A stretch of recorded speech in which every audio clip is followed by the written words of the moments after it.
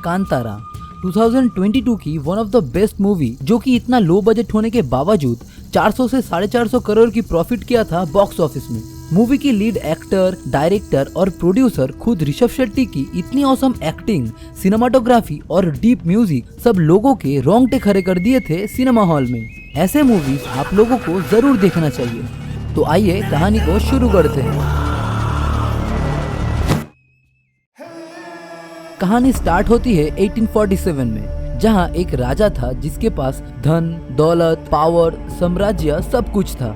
सभी उन्हें बहुत सम्मान भी करते थे, लेकिन किसी वजह से वो खुश नहीं थे। उनको सुकून नहीं मिल रहा था और रात को नींद भी नहीं आती थी।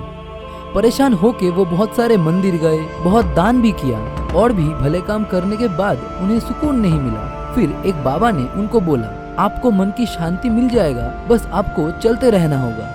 राजा ये सुन के अपना सब कुछ छोड़ के निकल पड़ा मन की शांति की तलाश में। राजा बहुत सारे साधु संत से मिले, बहुत सारे मंदिर भी गए, फिर भी उनको कुछ फायदा नहीं हुआ। थक हार के वो जब जंगल की तरफ निराश होके बढ़ने लगे और तभी पहली बार उनको गग्गरा की आवाज आई। वो डरे नहीं, उनको लग रहा था कि कोई प्यार से उन्हें बुला रहा है, जैसे उनका माँ बाप। और आगे जाके उनको एक पत्थर दिखता है जिसके सामने वो अपने तलवार को सौंप देता है और उनको ऐसी मन की शांति प्राप्त होती है कि वो उस पत्थर को अपने साथ ले जाना चाहते थे। जब वो ऐसा करने ही वाले थे तभी वहाँ पे कुछ लोग आ गए और राजा को ऐसा करने से मना करने लगे और बोलने लगे कि ये पंजुर्ली देव है और इतने सालों से इस जंगल को यही रक्षा कर रहे थे और अगर इनको राजा ले जाएंगे तो इन लोगों का अभी क्या होगा।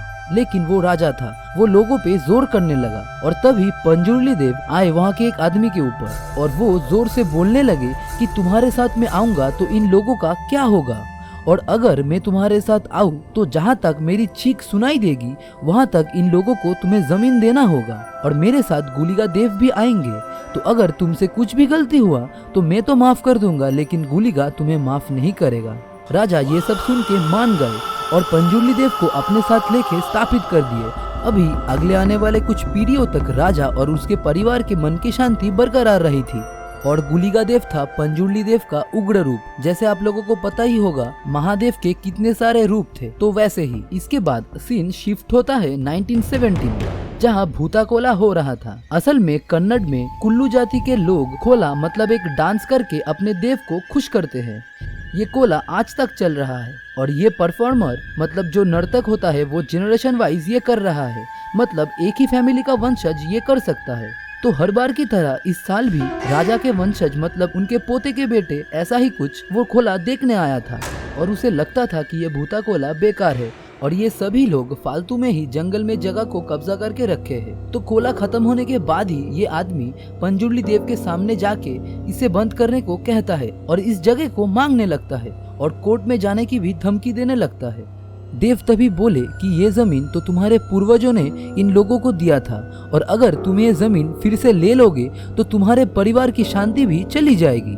तो वो आदमी ने ये मजाक उड़ाते हुए कहा कि ये बात देवा बोल रहे हैं कि या कोई नर्तक। ये बात सुन के देवा को बहुत ही गुस्सा आता है और वो बोले कि तेरा फैसला तो कल कोर्ट के सीढ़ियों में हो जाएगा और अगर तू मुझे आज ढूंढ लेता है तो ये एक नर्तक बोल रहा था और अगर तू मुझे नहीं ढूंढ पाया तो ये देवा बोल रहा था, यानी कि मैं। और ये बोलने के बाद वो मशाल लेकर जंगल में घुस जाते हैं, जहाँ दौड़ते दौड़ते वो एक जगह पे रुक के एक गोल चक्कर काट के वहीं पर ही जमीन में गायब हो जाते हैं। उनके पीछे पीछे गांव वाले और वो परफॉर्मर मतलब वो नर्तक का बेटा शिवा भी पहुंचते हैं और अगले ही दिन दिखाया जाता है राजा के फैमिली का वो आदमी खून की उल्टी करते हुए कोर्ट के सीढ़ियों में ही मर जाता है।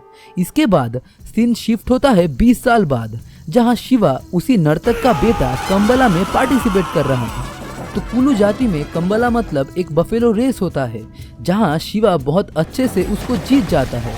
लेकिन जमींदार का खास आदमी सुधाकर बेईमानी करके खुद के लोगों को जितवा देता है। इसे देख के शिवा को गुस्सा आता है और पिछले कुछ सालों से शिवा ही इस रेस को जीत रहा था। फिर वो जमींदार के लोगों के साथ मारपीट करने लगता है। असल में ये जमींदार उसी आदमी का बेटा था जो कि कोर्ट के सीढ़ियों में जाके मर गया था। लेकिन ये जमींदार अपने बाप की तरह नहीं था और गांव के हर लोगों की बात सुनता था। तो वो अपने खास आदमी सुधाकर को शिवा को बुलाने के लिए बोला। फिर मेडल और कुछ पैसे शिवा को दिए हाथ में और ये भी बोले कि उन लोगों के बेईमानी के लिए माफ कर देना और एक बाइक गिफ्ट भी दिए शिवा को।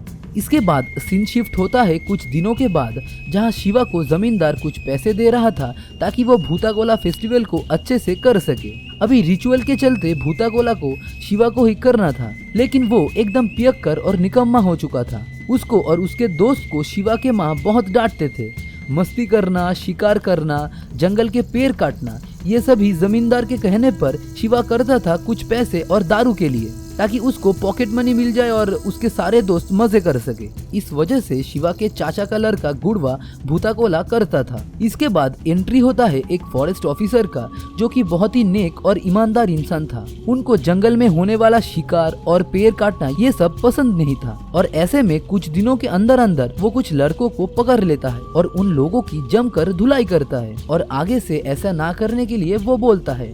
ऐसे कुछ दिन के बाद समय आता है भूतागोला का। सभी लोग फेस्टिवल में मौज कर रहे थे। गुरवा ने अपना परफॉर्मेंस दिया था और ठीक उसी के बाद वहाँ पर इतना शोर और आवाज के चलते मुरली भी वहाँ पर पहुँच गया।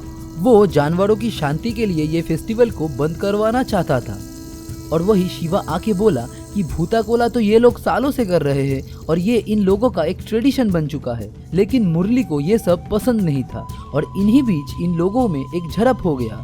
साइड के एक हविलदार गांव से था, तो वो मुरली को यहाँ से निकलने के लिए बोला और शिवा को बाद में देखेगा, ये बोल के ये सब लोग यहाँ से निकल गए। अभी शिवा और मुरली दुश्मन बन चुके थे। इसके बाद लीला को दिखाया जाता है, जो कि शिवा की गर्लफ्रेंड थी। वो शहर जाके फॉरेस्ट ऑफिसर बनने की तैयारी कर रही थी। इससे कुछ दिनों के बाद लीला गांव वापस आती है और शिवा ने जमींदार को बोलकर लीला की नौकरी लगवा दी थी फॉरेस्ट पुलिस डिपार्टमेंट में। अभी नौकरी के पहले दिन ही ज्वाइन करके उसे पता लगता है कि मुरली जंगल में फेंसिंग लगवाना चाहता है, मतलब जंगल को कांटों वाले तार से घेरना चाहता है। इसको फॉरेस्ट रिजर्व घोषित करके गवर्नमेंट को देना चाहता है। अगले ही दिन पूरी पुलिस फोर्स जंगल में पहुंच गई उस जगह को मार्क करने के लिए। इसके बाद वहां गांव वाले आ गए और वो मुरली को ऐसा करने से रोक रहे थे। मुरली उन लोगों को कहते हैं कि ये जगह को आप लोग ऐसे ही कब्जा करके नहीं रख सकते हो, इस जगह को खाली कर दो। सभी लोग तब ये बोलने लगे, फिर इतने दिनों से जो लोग यहाँ पे रह रहे हैं उन लोगों का अभी क्या होगा। और देखते ही देखते वहाँ शिवा आ गया और उन लोगों से मारपीट करने लगा। पुलिस के साथ सुधाकर के कुछ लोग भी थे वहाँ पे, तो इन सभी लोगों ने मिलके शिवा को बांध दिया और जगह को मार्क कर दिया। लीला को सभी टॉन्ट भी कर रहे थे क्योंकि वो अभी पुलिस में थी और वो कुछ भी नहीं कर सकती थी। असल में शिवा को पता नहीं था कि जमींदार भी इस जगह के पीछे पड़ा हुआ था। तो एक दिन जमींदार के बताए मुताबिक शिवा और उसके दोस्त एक पेड़ को काट रहे थे और तभी सुधाकर ने शिवा का लोकेशन मुरली को बता दिया और जब ही मुरली शिवा को पकड़ने के लिए पहुंचा तो वो पेड़ उसके ऊपर गिर गया। अभी पुलिस के ऊपर हमला हुआ था तो पुलिस तो नहीं छोड़ेगा। अभी शिवा के ऊपर अटेम्प्ट टू मर्डर का केस लग गया था। शिवा और उसके दोस्त अभी पुलिस से बचकर जंगल के अंदर छुप के रह रहे थे। कुछ भी करके वो लोग बाहर नहीं निकल रहे थे। ऐसे कुछ दिनों के बाद वो छुपकर लीला को मिलने गया और जाकर वो पकड़ा गया। अभी शिवा और उसके दोस्तों को जेल में डाल दिया गया था। घर में ये सब सुनकर गुरवा बहुत ही परेशान हो चुका था और एक दिन अचानक वो सुबह उठकर जमींदार को फोन करता है और सब कुछ ठीक करने के लिए बोलता है। तभी जमींदार गुरवा को विश्वास दिलाता है कि सब कुछ ठीक हो जाएगा और उसको जमींदार के पास एक बार आना होगा।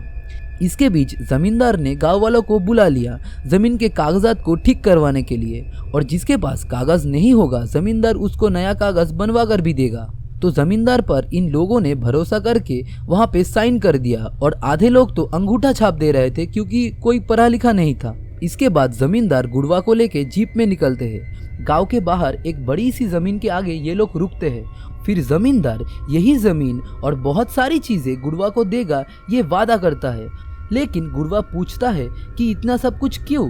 तभी जमींदार बोलता है कि तुम्हें सिर्फ भूतागोला करने के बाद पंजुर्ली देव बन के यही बोलना है ये सारा जमीन देवेंद्र यानी कि जमींदार के नाम कर दिया जाए। ये सुन के गुड़वा बोला कि मैं जो भी करता हूँ वो देवा करवाते हैं मुझसे। फिर जमींदार ने जोर डाल के बोला कि देवा तो कुछ देर के लिए तुम्हारे शरीर में आते हैं, उनके जाने के बाद तुम तो ये बोल ही सकते हो। लेकिन गुड़वा ने ये साफ मना कर दिया और वहीं पर जमींदार ने उसको छुरी मार के मार डाला। ये खबर जब शिवा तक पहुंचा वो जेल में ही टूट गया था। अगले दिन देवेंद्र गुरवा के घर पर शोक जताने के लिए गया, जैसे कि उसको कुछ पता ही नहीं था। सभी लोग यही बोल रहे थे कि मर्डर गांव के अंदर ही हुआ है, तो कोई ना कोई इसमें मिला हुआ है।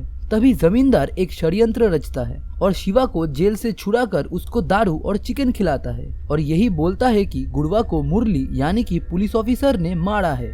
ये सुनकर उसे बहुत ही गुस्सा आता है। रास्ते पर वो जब घर जा रहा था तभी वो दम मारने के लिए गांव के लोहार के साथ बैठ जाता है और दम मारते हुए लोहार उसे कहता है कि आखिरी बार गुरवा को वो जमींदार की गाड़ी में देखा था, उसके बाद ही गुरवा गायब था। ये सुनने के बाद शिवा चौंक जाता है और उन लोगों को ये यकीन हो जाता है कि गुरवा को जमींदार ने ही मारा था। बाहर से सुधाकर इन लोगों को सुन रहे थे और अभी सुधाकर के लोग शिवा को मारने पर तुला हुआ था, क्योंकि उसको पता था अगर शिवा यहाँ से छूट गया तो वो अभी जमींदार को मार डालेगा। लेकिन वो लोग जैसे तैसे बच गए। अगले दिन सारे गांव वालों को ये पता लग गया था कि गुरवा को देवेंद्र ने ही मारा था। वो लोग मुरली के पास गए मदद मांगने। मुरली ये सब कुछ सुना और उसने ये भी देखा कैसे जमींदार ने धोखे से इन लोगों के जमीन को अपने नाम करवा लिया है। अभी मुरली बोलता है कि अगर इस जंगल को गवर्नमेंट के हाथ में दे दिया जाए तो जमींदार कुछ नहीं कर सकता और आप लोग कोर्ट में अर्जी देकर यहाँ पर आराम से रह पाओगे। यहाँ हमें पता चलता है कि मुरली कोई बुरा इंसान नहीं था, वो सिर्फ जंगल के पेड़ और एनिमल्स को बचाना चाहता था। अभी उसने गांव वालों को प्रोटेक्शन देने के लिए भी राजी हो गया था। उसी दिन दीपेंद्र ने उसके गुंडे भेज दिए गांव वालों को मारने के लिए। जमींदार के गुंडे और पुलिस फोर्स के साथ शिवा मिलकर लड़ रहे थे। उसी बीच शिवा जब जमींदार की तरफ बढ़ रहा था तभी उसका एक लंबा बॉडीगार्ड शिवा को ऊपर उठा लेता है और धीरे धीरे शिवा चुपचाप होने लगता और नीचे गिरते ही वो एक पत्थर से टकराता है और उसके माथे से खून बहने लगता है। सभी को लगता है कि शिवा मर गया है। इसके बाद जमींदार सबको उल्टा सीधा बोलने लगता है क्योंकि उसको लगता है शिवा मर गया है। और अभी आता है कहानी में एक ट्विस्ट। शिवा के अंदर देवा आ जाते हैं और ये साधारण पंजुर्ली देव नहीं थे, ये थे गुलिगा, उनका उग्र रूप। देवा फिर सब गुंडों को एक एक करके मार डालता है और जमींदार को बोलता है कि तुझे क्या लगता है इतना पाप करके तू बच जाएगा? यहाँ की मिट्टी को तेरे खून से दागा जाएगा।